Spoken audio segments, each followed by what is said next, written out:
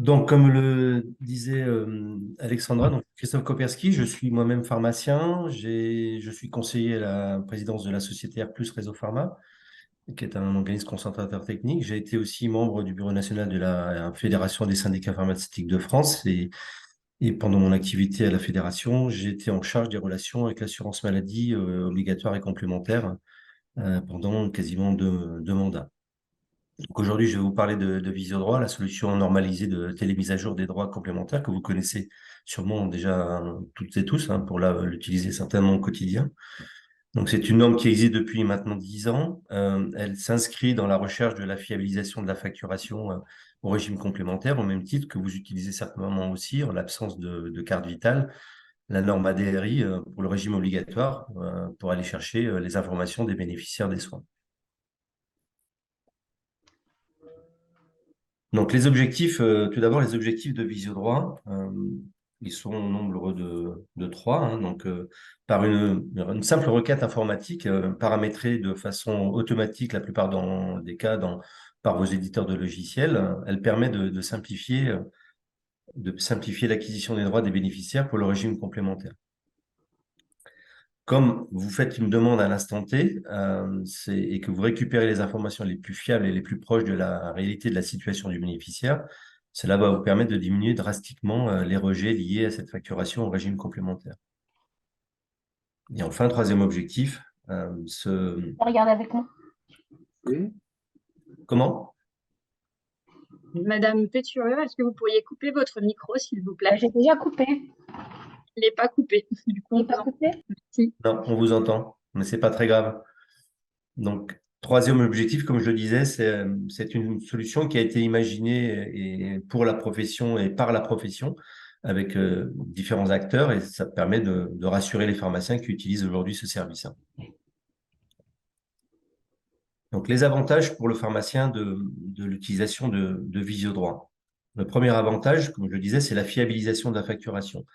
Car l'information transmise au moment de la demande qui est faite à l'assurance maladie complémentaire est l'information la plus fiable possible en termes d'ouverture de droit et d'informations sur les taux de prise en charge du bénéficiaire des soins que l'on est en train de facturer.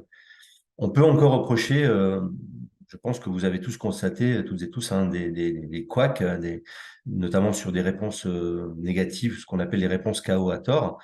Euh, les différents acteurs, que sont l'assurance maladie complémentaire, les opérateurs de tiers payants, qui travaillent pour les complémentaires, voire vos concentrateurs techniques, en l'occurrence la société R+ Réseau Pharma, travaillent pour éliminer, supprimer tous ces couacs qui perturbent un petit peu et qui donnent un sentiment de non-fiabilité du système Visiodroit, un sentiment qui n'est pourtant euh, pas nécessaire d'avoir. Je vous le démontrerai par la suite. Alors, le gain de temps au comptoir, effectivement, à partir du moment où vous avez renseigné l'identification de votre complémentaire santé, puis besoin de demander la carte à votre patient et la requête étant informatique, elle se fait en quelques millièmes de seconde, c'est quasiment imperceptible au moment où vous faites votre facturation, voire même si vous déclenchez vous-même la demande Visiodroit. Troisième avantage, c'est un cadre sécurisé. Ce sont des échanges informatiques, donc entre gens qui se connaissent, la complémentaire santé qui vous a identifié lorsque vous vous êtes référencé chez elle, l'organisme concentrateur technique à qui vous avez donné certains mandats pour agir en votre nom, qui lui-même, l'organisme concentrateur technique, est reconnu par la complémentaire santé ou les opérateurs de tiers payants. Et tous ces acteurs utilisent des services informatiques sécurisés en mode parfois crypté parce que on fait transiter des informations sensibles sur nos patients. Et enfin, ça participe à la digitalisation de l'officine. Alors, venons-en maintenant au fonctionnement réel de Visiodroit pour que vous compreniez un peu comment ça se passe techniquement. Alors, Visiodroit en préalable, Visiodroit, je vais vous dire, n'est pas un serveur qui héberge les droits. Visiodroit, c'est une norme, comme je le disais, c'est un lien qui relie le poste de travail du professionnel de santé, en l'occurrence aujourd'hui les pharmaciens, euh, à la complémentaire santé ou à son opérateur de tiers payant. Donc, quand on peut reprocher au système Visiodroit de ne pas bien fonctionner, en fait, ce qu'il faut reprocher, c'est la qualité de l'information qui transite par ce système. À partir du poste de travail du pharmacien, est émise une demande d'information à la complémentaire santé, hein, une demande d'information qu'on appelle la demande les droits, la DLD en jargon informatique Visio-droit. Cette DLD, elle transite par le portail réseau droit de Réseau Pharma ou directement ou indirectement à la complémentaire santé. Ce portail réseau droit qui va vous permettre, et je l'expliquerai par la suite, de tracer et de voir un certain nombre d'informations. En réponse à cette demande, l'organisme complémentaire fournit une réponse qu'on appelle FLD, hein, la réponse fournit les droits, une réponse qui est enrichie d'un certain nombre d'informations contenues dans cette réponse que je vais vous détailler maintenant. Donc, les informations contenues dans la FLD, en premier, c'est la période de validité des droits. Aujourd'hui, vous avez l'habitude de renseigner sur les fiches patients de vos bénéficiaires la période qui est sur la carte papier, le support historique de droits de vos bénéficiaires. La période de validité des droits par Visiodroit, par la signature de conventions avec vos représentants syndicaux, cette période de validité des droits a été ramenée à 1 jour pour coller le plus possible à la réalité de la situation du bénéficiaire. On le détaillera un peu plus loin dans la présentation. Donc, les informations contenues dans la FLD s'enrichissent aussi des taux de prise en charge du bénéficiaire et d'une formule de calcul qui va vous permettre de facturer sur votre poste de travail la facturation des produits ou des services que vous êtes en train de dispenser. Troisième élément dans la réponse, et pas des moindres, c'est le numéro d'accréditation. Le numéro d'accréditation, il vous est donné à partir du moment où vous avez reçu une réponse positive, il vous est automatiquement donné, quelle que soit la complémentaire santé. Hein. Il prend une forme différente selon alphanumérique selon les complémentaires santé. Ce numéro d'accréditation, vous ne le voyez pas en fait quand vous faites votre facturation. Par contre, il est embarqué dans la facturation électronique par votre éditeur de logiciel et c'est l'élément important qui va vous permettre d'obtenir la garantie de paiement au moment de la liquidation de la facture par la complémentaire santé, mais aussi en cas de rejet, parce il y a encore quelques cas de rejet sur ce qu'on appelle de rejet sur facture accréditée, mais le fait de pouvoir prouver au moment où vous avez fait votre demande que vous avez bien récupéré les informations, que vous avez bien fait votre facturation en fonction des informations reçues, ce numéro d'accréditation étant embarqué dans cette facturation, vous permet a posteriori, même en cas de rejet, de faire valoir vos droits et d'être payé par la complémentaire santé. D'autres informations sont aussi, transitent aussi par cette FLD, notamment des informations liées au numéro de contrat qui peuvent être importantes à renseigner sur la fiche de votre patient et le nom et le numéro de l'organisme complémentaire. Donc, il reste encore des axes à améliorer. Aujourd'hui, on a repéré dans les différents travaux avec les différents acteurs, hein, que ce soit vos représentants de la profession, les concentrateurs techniques ou les complémentaires santé, on a repéré que la quasi-totalité des éléments sont bien transcrits par vos éditeurs de logiciels. On a encore des informations qui pêchent au niveau de la qualité de l'information qui est transmise par les complémentaires santé. Donc, il y a des problèmes de synchronisation de serveurs chez eux, parce qu'ils utilisent différents serveurs. Un serveur qui est utilisé pour la fourniture des droits, un serveur qui est utilisé pour obtenir les informations de la part de leurs clients, quand c'est des opérateurs de tiers payants, de leurs clients AMC. Et tout ça fait que quand il y a des problèmes de synchronisation, on a une mauvaise qualité d'information. Tous ces gens travaillent activement pour réduire le plus possible les problèmes, ce qui fait qu'on obtient quasiment un taux de fiabilité qui est en constante amélioration et en constante recherche du zéro défaut. Donc, en résumé, le Visiodroit, donc c'est une acquisition automatique des droits bénéficiaires d'une complémentaire santé. C'est un rapatriement de la formule de calcul pour la facturation de la part complémentaire sur le poste de travail. Ça, c'est important parce qu'en fait, vous êtes en constante maîtrise de votre environnement. En fait, vous maîtrisez votre environnement de travail, votre système d'information, votre relation avec votre concentrateur technique, et vous faites vous-même la facture sur votre poste de travail avec les éléments reçus par la demande Visiodroit. Ça, c'est très important sur la façon dont vous aurez à gérer la relation avec votre patient en cas de litige. Et enfin, la présence d'un concentrateur technique, en l'occurrence ici R+, en tant que tiers de confiance, via son portail réseau, ça trace toutes les opérations en fait.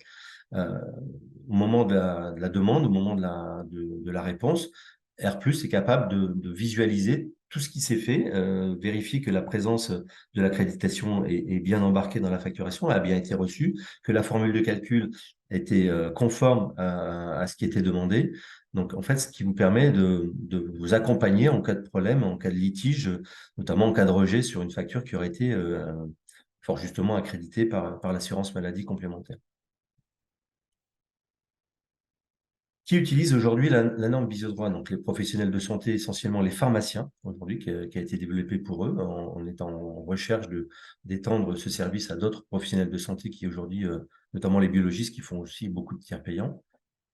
La quasi-totalité des éditeurs de logiciels que vous utilisez ont développé cette norme. Il reste aujourd'hui un seul acteur, MSI 2000, pour le citer, qui est en cours de développement, qui a demandé les éléments de cahier des charges et qui va développer cette norme pour offrir à ses clients ce service, qui est un service important et nécessaire dans la gestion quotidienne. Et enfin, ceux qui utilisent aussi la norme Visiodroit, c'est les organismes complémentaires. Hein. Je vous ai mis les essentiels sur la slide.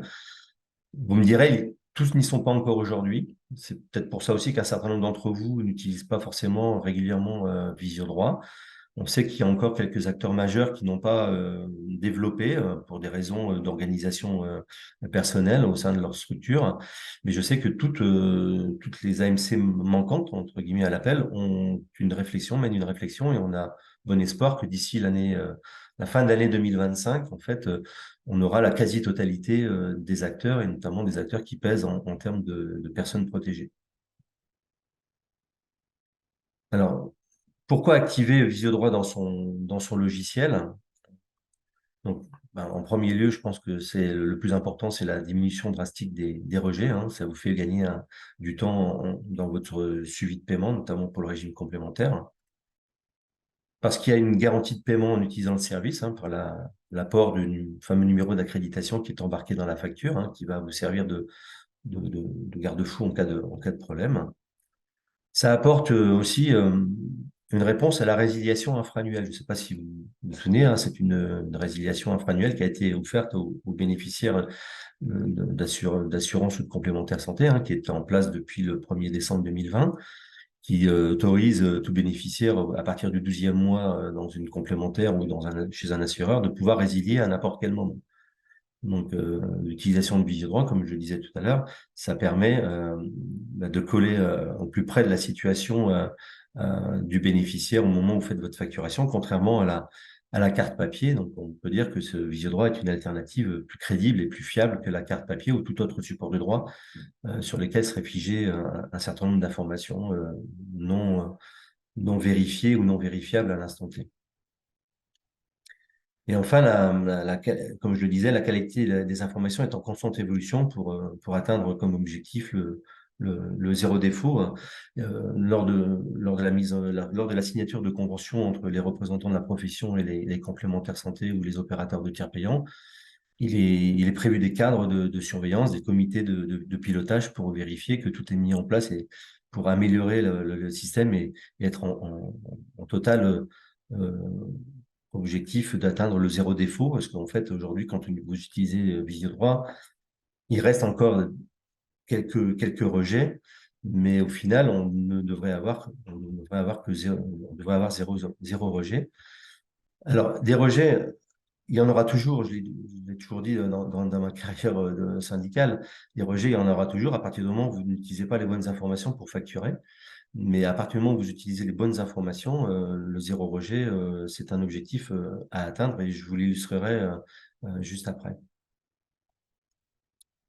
notamment par la présentation de ce tableau qui s'affiche. Donc, vous avez plusieurs colonnes. Hein. La première colonne, ce sont les AMC aujourd'hui actives en Visiodroit qu'on a volontairement anonymisées. Vous avez donc la volumétrie en nombre de professionnels de santé, donc de pharmaciens qui utilisent les services Visiodroit. Et ce qui est intéressant à voir, c'est la colonne numéro 5, je ne sais pas si vous voyez mon pointeur. la colonne numéro 5 versus la colonne numéro 8 avec les taux de rejet, quand on utilise ou pas le service Visiodroit. Donc, vous avez des taux de rejet qui oscillent entre 0,5 et 0,15, 0,17% de taux de rejet en utilisation Visiodroit, en sachant qu'on devrait être à zéro. Donc, on travaille continuellement avec les services des AMC pour être à zéro.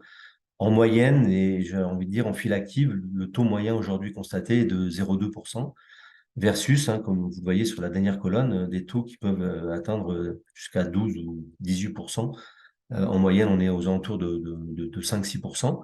Donc l'écart entre les deux est vraiment très, très important et me permet de dire que ne pas utiliser Visiodroit, ça serait se passer d'une fiabilisation et d'une sécurité dans sa facturation.